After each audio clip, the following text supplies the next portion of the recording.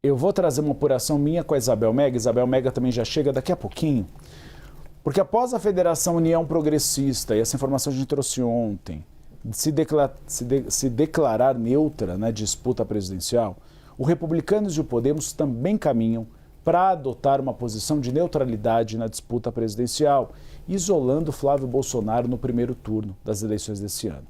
Sem alianças com outros partidos, o pré-candidato do Partido Liberal à presidência da República caminha para a formatação de uma chapa puro sangue, ou seja, o nome do PL também no posto de candidato a vice-presidente. Os republicanos têm consultado bases partidárias sobre esse cenário e não há sequer encontro marcado do presidente Marcos Pereira com Flávio Bolsonaro. Integrantes da sigla afirmam que mais de 80% dos integrantes do partido defendem uma posição de neutralidade. No PP, quase a totalidade do partido defendia o mesmo. A postura, portanto, inviabiliza opções como Daniela Marques, administradora, o posto Ipiranga de Flávio Bolsonaro, também Tereza Cristina, para o posto de candidata a vice-presidente na chapa de Flávio Bolsonaro. Tereza Cristina, que recusou esse posicionamento para Valdemar Costa Neto. Eu vou chamar a Isabel Mega para a gente olhar o cenário do Podemos, porque o Podemos ia virar a salvação da lavoura, o Podemos de Renata Abreu, mas tudo indica que vai se manter neutro também, né? Também está com essa inclinação, né? Seguindo muito esses posicionamentos que a gente já vem abordando aqui no Bastidores nos últimos dias, desses outros partidos que você foi citando. Tainá trouxe para a gente ontem essa definição da Federação União Progressista. Mais para o início da semana, tinha comentado aqui também que dentro do Republicanos tem uma visão de mais de 80% de que o caminho é a neutralidade. E aí a gente está meio que fazendo uma checagem partido a partido para ver o que sobra para compor uma aliança com Flávio Bolsonaro. Uma opção seria o Podemos, que está conversando com muita gente, viu? Está conversando com o Novo, foi procurado até pelo governo, por membros do PT também. Os partidos conversam a todo momento entre si, não há nada de anormal nisso.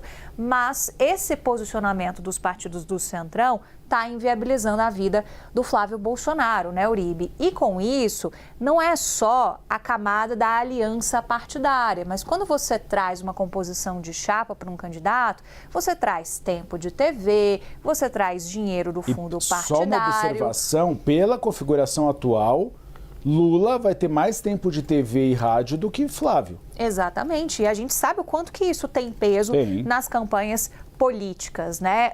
Eles têm que readequar a estratégia, pensar ali um pouco fora da caixinha para tentar fazer frente a uma maior presença, digamos assim, do principal adversário em plena cadeia de rádio e TV, que a gente sabe que tem muito alcance junto à população. Então, é desafiador. Vamos lembrar que a convenção que vai formalizar a candidatura do Flávio Bolsonaro é logo mais no final de semana e ele vai sem esse indicativo de vice na chapa. É depois de amanhã, né, Isabel? Hoje 25. É quinta-feira, né? Eu já estou perdida no tempo. É sábado. Exatamente. E aí, o que dá para a gente falar da chapa puro sangue? Que também essa solução caseira, pela minha apuração, também não tem nada muito certo. Falam de Júlia Zanata, falam de Bia Kicis. Dependendo do perfil, e a gente está falando de mulheres, você pode ter também um aceno para a própria bolha bolsonarista. Isso casa um pouco com aquela percepção que a gente vinha